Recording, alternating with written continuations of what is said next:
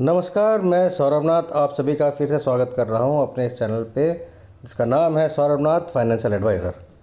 आज हम जानना चाहते हैं या आज हम जानेंगे कि एफडी, आरडी, टर्म डिपॉजिट ये जो वर्ड्स होते हैं और इनका पास इंटरेस्ट जो कैलकुलेट होता है वो कितना होता है और हमें इससे आगे जाके कितना मिलेगा, ये सब हम जानेंगे इसी चैनल पे यहीं पे बने हुए। आप बस देखते रहें हमारा चैनल, इसको लाइक करें, सब्सक्राइब करें और कमेंट करें जिससे कि हम आगे बेहतर वीडियो आगे लाते रहें। तो मैं एक छोटा सा आपके पास एक स्टोरी सी प्ले करना चाहूँगा जिससे कि आपको थोड़ा सा कंफर्म हो जाएगा, क्लियर हो जाएगा कि लोग बैंक क्यों जा रहे हैं, ये सब चीज़ें पता करने के लिए। जैसे कि हमारे अशोक कुमार साहब जा रहे होते हैं बैंक में, वो सामने उनको नाना पाटेकर साहब मिल जाते हैं। वो बस यही पूछते हैं तो भाई बैंक क्यों जा रहे, तो अशोक कुमार साहब नाना पाटेकर साहब मिलते हैं, पहले अशोक कुमार साहब से पूछते हैं ए ताऊ ए क्या करने जा रहे हैं? अरे बेटा, मैं बैंक जा रहा हूँ। वो मेरे पेंशन का पैसा आया है, उसको मैंने फिक्स करना है। अब मुझे ये नहीं पता कि आज का इंटरेस्ट रेट क्या चल रहा है। बगल से ओम प्रकाश जी आते हैं, वो बोलते हैं बरखुरदार, अगर तुम्हें पता करना है इंटरेस्ट रेट, तुम्हें बताता हूँ। भाग्यवान, ये डाउनलोड करो, घर बैठे बैठे इंटरेस्ट रेट पता करो। अरे वो तो मैं पता कर लूँगा, पर ये नहीं पता लगेगा कि पैसा मिलेगा कितना। इसके लिए तो बैंक जाना ही पड़ेगा। अरे ताऊ उसके लिए भी ज़रूरत नहीं है, ये डाउनलोड करो और घर बैठे अपना इंटरेस्ट रेट पता करो, मैच्योरिटी अमाउंट पता करो, सब कुछ पता करो। तो ये तो ऐसी मैंने कहा आपका टाइम पास हो जाए या थोड़ा सा बोर करने के लिए आपको मैं बता रहा था कि वहाँ पे अशोक कुमार जी बैंक जा रहे हैं क्या करने, सिर्फ ये पता करने कि भाई ब्याज दर क्या चल रही है एफडी पे, इंटरेस्ट रेट क्या मिलेगा मेरे को, मेरे पास जो पैसा है। अरे इंटरेस्ट रेट अगर किसी ने बता भी दिया, अखबार में पढ़ भी लिया, तो बाद में जाके उसका मैच्योरिटी अमाउंट क्या है वो उसके लिए टेंशन। और जब सबके हाथ में स्मार्टफोन है तो बैंक जाने की ज़रूरत ही नहीं है। मैं तो कहता हूँ क्या करना है, हमने कुछ नहीं करना है, हमने सीधा सीधा क्या करना है, अपने प्ले स्टोर पे जाना है। प्ले स्टोर पे गए, प्ले स्टोर पे हमने पहले भी जैसे कहा था, हमने यहाँ पे टाइप करना है SBI क्विक।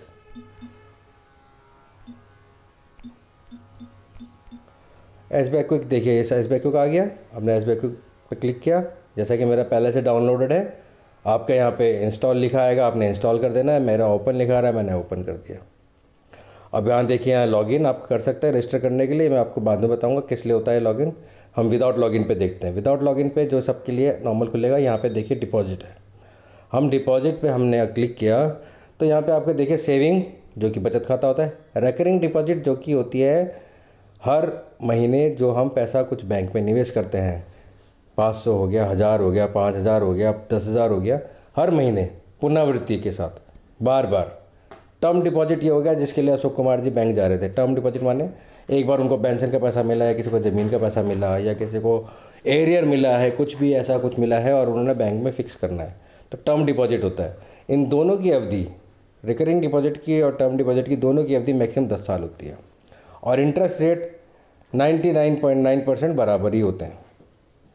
अच्छा, सेविंग का आजकल इंटरेस्ट रेट बहुत कम चल रहा है, तो मैं तो कहूँगा अगर जैसे वो अशोक कुमार साहब अपने जाके सीधा सारा का सारा पैसा बैंक मैनेजर को बोलते हैं, अरे मैनेजर साहब, सारा पैसा मेरे बचत खाते में डाल दो, तो कुछ मज़ा नहीं आता। ठीक है, अब उनको अपना बैंक में पहला पूरा पैसा देखना है, भाई कितना हो गया क्या नहीं हो गया। तो उसके लिए हमने क्या करना है, इंटरेस्ट रेट पे क्लिक करना है। इंटरेस्ट रेट पे क्लिक किया, देखिए यहाँ पे आपका इंटरेस्ट रेट लिखा हुआ आ गया, and this is applicable interest rate on saving bank account with effect from 31 मई 2005, मतलब अपडेटेड है। रिवाइज रेट ऑफ इंटरेस्ट 31/5/2020 के बाद अपडेटेड है। तो आज की डेट में स्टेट बैंक में इंटरेस्ट चल रहा है 2.70, चाहे वो 1 लाख से नीचे हो, चाहे वो 1 लाख से ऊपर हो, सबका इंटरेस्ट रेट 2.70, पहले 2.75 था। तो बचत खाते में रखना मेरे ख्याल से ये इतना फ़ायदेमंद नहीं रहेगा, क्योंकि इससे ज़्यादा तो इन्फ्लेशन का रेट होता है हमारा। इन्फ्लेशन माने महंगाई दर, उससे ज़्यादा गति से बढ़ रही है। अब चलो, ये तो सेविंग का हो गया। सेविंग में हमें वो पैसा रखना चाहिए जो हमें आम तौर पे ज़रूरत पड़ सकती है, थोड़ा मेडिकल का खर्चा लगा के कि भाई अगर किसी को गलती से हॉस्पिटल जाना पड़ जाए इमरजेंसी में, तो उसका पैसा थोड़ा बहुत बचत में रखना चाहिए, ना कि पूरा अमाउंट अपना जो भी आप बचाना चाह रहे हो फ्यूचर के लिए। टर्म रिकरिंग डिपॉजिट में आते हैं हम। रिकरिंग डिपॉजिट पे आए, देखिए यहाँ पे इंटरेस्ट रेट में आए। अभी तो हम सिर्फ इंटरेस्ट रेट जान रहे हैं, उसके बाद हम जानेंगे कि भाई इसमें कितना पैसा हमको मिलेगा, that is called maturity amount. अभी इंटरेस्ट रेट में देखिए आप, एफडी का और आरडी का इंटरेस्ट रेट देखें, दोनों सेम रहेगा। अब ये 7 दिन से लेके हमारा टेन्योर होता है 10 साल तक का टेन्योर है, मतलब 7 दिन से लेके आप 10 साल तक की भी कर सकते हो। पर मैं इस लास्ट वाली लाइन के लिए ये कहूँगा कि अगर किसी का टेन्योर 5 से लेकर 10 साल है तो आरडी या एफडी में निवेश ना करके म्यूचुअल फंड में निवेश कर सकता है, क्योंकि म्यूचुअल फंड में कहा जाता है कि 6 साल अगर किसी ने इक्विटी में निवेश किया तो उसका लॉस के चांसेस 0% हो जाते हैं। 6 साल से पहले हाँ लॉस के चांसेस होते हैं, बट 6 साल से बाद लॉस के चांसेस 0% हो जाते हैं। उसके बाद जितना भी होगा वो रिटर्न्स हायर रिटर्न्स होते हैं। क्यों? क्योंकि उसमें रिस्क इन्वॉल्व होता है। जहाँ रिस्क ज़्यादा है वहाँ पैसा ज़्यादा आपको कमाने का मौका मिल सकता है। बट मैं ये कभी नहीं कहूँगा कि हाँ म्यूचुअल फंड से आपको ज़्यादा रिटर्न मिलेगी, बट ये है कि म्यूचुअल फंड जो बोला जाता है हर बार, mutual funds are subject to market risk, please read all scheme related documents carefully before investing. तो ये क्यों कहा जाता है? क्योंकि वो मार्केट से संबंधित है। मार्केट अगर क्रैश हुआ तो आपका पैसा भी डूब सकता है। पर यहाँ जो ये है एफडी वगैरह में, एफडी में आपका पैसा नहीं डूबेगा। म्यूचुअल फंड के कुछ डेट फंड्स होते हैं, वहाँ आपका पैसा नहीं डूबता है इतना। थोड़ा सा मार्केट का इन्फ्लुएंस होता है बट नहीं होता है, इतना फ़र्क पड़ता है, वो थोड़ा सेफ़ होता है। तो म्यूचुअल फंड और सेविंग अकाउंट के बारे में मैं एक अलग से वीडियो बनाऊंगा, बट अभी हम ये जान लेते हैं कि भाई इंटरेस्ट रेट क्या चल रहा है। यहाँ पे हम देखें जैसे revise rate for public 8 January 2021 latest है। देखिए ये है पब्लिक के लिए जो कि 60 साल से कम है, और ये वाला जो इंटरेस्ट रेट है बगल में ये देखिए revise rate for senior citizen, जो कि भाई 60 साल से ऊपर है उनके लिए रिवाइज रेट। अब हम यहाँ पे गौर कर रहे होंगे, आपका सबका ध्यान यहाँ पे जा रहा होगा कि 6.20 और यहाँ पे 5.40। तो अगर हम 10 साल के लिए भी निवेश करते हैं, 5 से 10 साल के लिए, सबसे मैक्सिमम इंटरेस्ट रेट आज के डेट में 5.40 मिल रहा है। मेरे ख्याल से इन्फ्लेशन भी बीट नहीं करेगा। और 6.20 सीनियर सिटीजन को, तो बेटर है कि म्यूचुअल फंड में निवेश करें। हाँ अगर आपका टेन्योर छोटा है तो आप, अगर आपका टेन्योर 1 साल का है तो आप 5% ये सबसे बढ़िया मेरे को लगता है कि 1 साल के लिए आपने रखना है तो एफडी आरडी में रख सकते हैं। बट आरडी का टेन्योर भी आपका लंबा होना चाहिए, क्योंकि तभी तो पैसा जमा होगा हर महीने। 1 साल में क्या जमा होगा? तो यहाँ से तो आपने इंटरेस्ट रेट जमा कर लिया। देखो मैच्योरिटी अमाउंट आप यहाँ से भी चेक कर सकते हैं कितना मैच्योर हो रहा है। पर मैं इससे और सिंपल आपको बताऊँगा। हम इस एप्लीकेशन से बाहर आ जाते हैं। अब मैच्योरिटी अमाउंट क्या है वो कैसे पता करेंगे, ये भी एक टेंशन है। तो हमने इसे बंद किया, हम वापस अपने प्ले स्टोर में आ गए। वहाँ से हमने करना है डाउनलोड, ये देखिए फाइनेंशियल कैलकुलेटर। अब फाइनेंशियल कैलकुलेटर आप प्ले स्टोर पर डाउनलोड करोगे तो बतेरे बहुत सारे साइज़ के आपको हर तरह के आपको फाइनेंशियल कैलकुलेटर मिल जाएंगे। मैं तो कहूँगा कि आपके लिए जो आसान है ये वाला है, देखिए ब्लू कलर में मिलेगा आरके ऐप्स। दूसरा ये भी बेस्ट है, बट ये आपको सिंपल और सरल है, इसको आप डाउनलोड करिए। जैसे पहले मैंने आपके लिए डाउनलोड कर चुका था, तो इसको मैं ओपन करूँगा।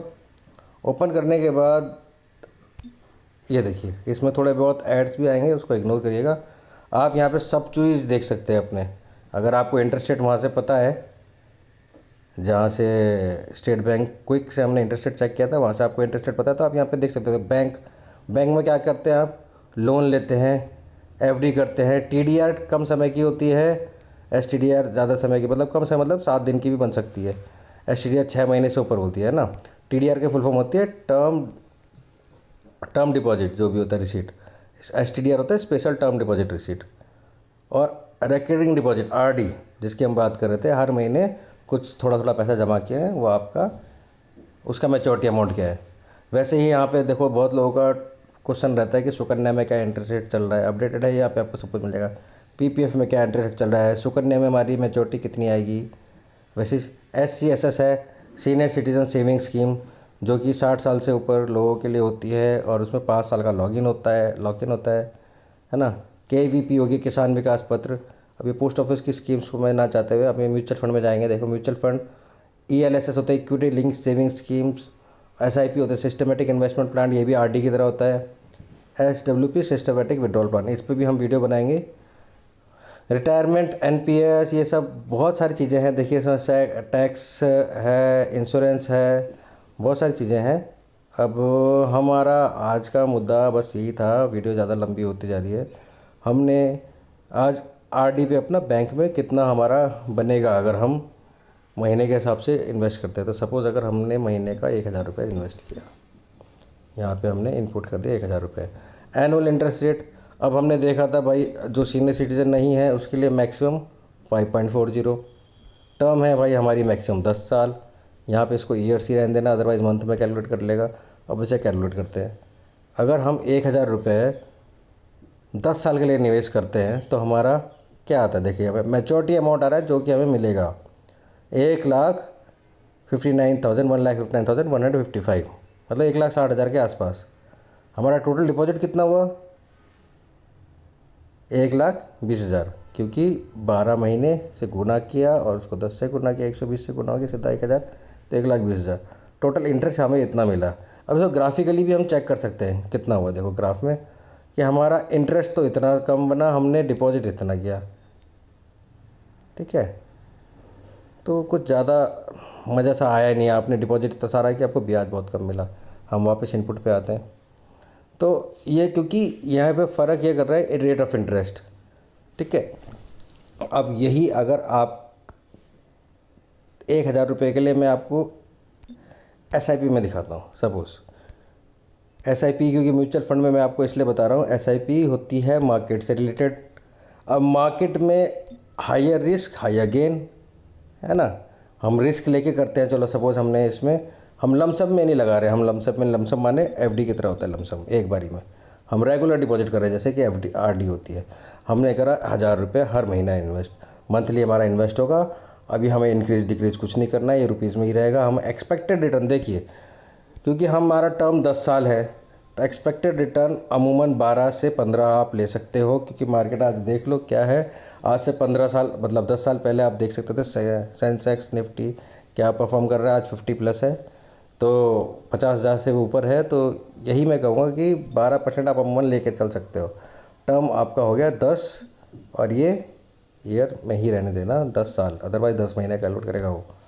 अभी आपने देखा वहाँ पे हमने 1,20,000 वहाँ भी जमा किया था, यहाँ भी हमने 1,20,000 जमा किया। फ़र्क आ जाता है कंपाउंडिंग का। मैच्योरिटी यहाँ पे देखिए कितना आ रहा है, 2,24,000 है ना। अब आपका हम इसका ग्राफ देख लेते हैं, ग्राफ क्या आ रहा है। अब ग्राफ में हमने डिपॉजिट इतना किया और रिटर्न हमें इतना आ रहा है, तो अभी भी आधे से ज़्यादा हमारा डिपॉजिट है, रिटर्न कम है। तो हमें, अगर आप चाहते हैं कि हमारे पास टेन्योर अच्छा खासा लंबा है, कि हमारा बच्चा छोटा है, हमारा 20 साल तक हम उसको अभी इन्वेस्ट कर सकते हैं और हमारा 1000 ही रुपये इन्वेस्टमेंट है, तो 20 साल में मैं कहूँगा कि 15% का रिटर्न आपका आराम से बन सकता है। म्यूचुअल फंड की बात करूँगा, और FD में आजकल 5 से 6% मिल रहा है। तो अगर आपका टर्म लंबा है 10 से 20 साल, मैं तो कहूँगा 6+ आपका टर्म है, तो you can go for SIP। तो अभी हम कैलकुलेट करते हैं, देखिए यहाँ पे अंतर आपको पता लगेगा। जमा कितना हुआ, 2,40,000, मैच्योरिटी कितनी हुई, 13,29,000, टोटल रिटर्न कितना आया, 10 लाख का रिटर्न आया 2 लाख पे, 2,40,000 पे। ग्राफ देखिए, ये फ़र्क करता है, ये होता है आपका कंपाउंडिंग। जो डिपॉजिट आपने इतना सा किया, आपको रिटर्न इतना सारा मिला है। ये क्या है, आपने लंबे समय के लिए रखा है और आपने रिटर्न्स अच्छे लिए हैं। क्यों, क्योंकि आपने थोड़ा सा रिस्क लिया है। क्यों, क्योंकि आपने इन्वेस्ट इन द SIP की है। SIP क्या है, systematic investment plan. Systematic investment plan क्या होता है, हर महीने RD की तरह जमा होता है, और इसको कोई एरा गैरा नत्थु गैरा नहीं इन्वेस्ट करता है। इसके लिए फ़ंड मैनेजर का बहुत एजुकेटेड फ़ंड मैनेजर MBA के हुए वो अपॉइंट होते हैं बैंक द्वारा, या बैंक जो NBFCs होगी या फिर म्यूचुअल फंड कंपनीज होगी, उनके द्वारा अपॉइंट किए जाते हैं, जो कि आपका फ़ंड मैनेज करें। तो अगर आप मार्केट में निवेश करना चाहते हैं और आपका मार्केट का ज्ञान बिल्कुल नहीं है, तो मैं कहूँगा सबसे सेफ़ ऑप्शन आपका मार्केट में पैसा लगाने का SIP है, क्योंकि मार्केट में रिस्क होता है पर रिटर्न भी बहुत ज़्यादा होती है। ठीक है, तो वीडियो हमारा बहुत बड़ा बन चुका है, तो इसको यहीं पे समाप्त करते हुए मैं आपसे यही कहना चाहूँगा कि RD FD में भी आप वैसे ही देख सकते हो। देखो FD में अगर आपने 10 लाख डिपॉजिट किया आपका इंटरेस्ट रेट यहाँ पे 6.20 था। सीनियर सिटीजन ओम प्रकाश जी का हमारा 10 साल के लिए उन्होंने किया, तो उनको 10 लाख का 85,000 और ऊपर उनको ब्याज मिलेगा। सॉरी, 10 लाख की जगह 1 लाख हो गया। 10 लाख का उनको 8,50,000 का ब्याज मिला। अब ग्राफ हम देखते हैं तो यहाँ भी हमारा डिपॉजिट वाला पोर्शन ज़्यादा है, इंटरेस्ट वाला कम है। तो हमें अगर इंटरेस्ट में ज़्यादा इनकम चाहिए, हमें अपना पैसा कम लगाएं और हमें रिटर्न ज़्यादा मिले, उसके लिए दो आप थंब रूल ध्यान लीजिए। थंब रूल क्या होता है? हमारे पास समय होना चाहिए मेन, और हम थोड़ा सा रिस्क ले सकते हैं। अगर हमारे पास समय है और थोड़ा सा रिस्क ले सकते हैं, better go for equity, otherwise debt instrument, और एल्स एफडी या RD. Thank you, thanks for watching. आज का वीडियो हम यहीं समाप्त करते हैं। आगे वीडियोस आते रहें, ऐसे वीडियो बनाता रहूं, और वीडियो छोटे छोटे बनाओ तो मल्टीपल वीडियो बनाने पड़ेंगे। एक ही वीडियो में ज़्यादा ज्ञान दूंगा तो वीडियो ऐसा ही 15-16 मिनट का हो जाएगा, आप बोर ना हो जाएं, इसलिए वीडियो को बंद करता हूं और आगे से वीडियो छोटा ही बनाएंगे, छोटे छोटे वीडियो बनाएंगे। तो उसके लिए चैनल को सब्सक्राइब करें, लाइक करें, और आपको जिस टॉपिक पे अगला वीडियो चाहिए प्लीज़ कमेंट करें, जिससे कि मैं अगला वीडियो आपके लिए बना सकूं। धन्यवाद, नमस्कार, have a good day, bye bye.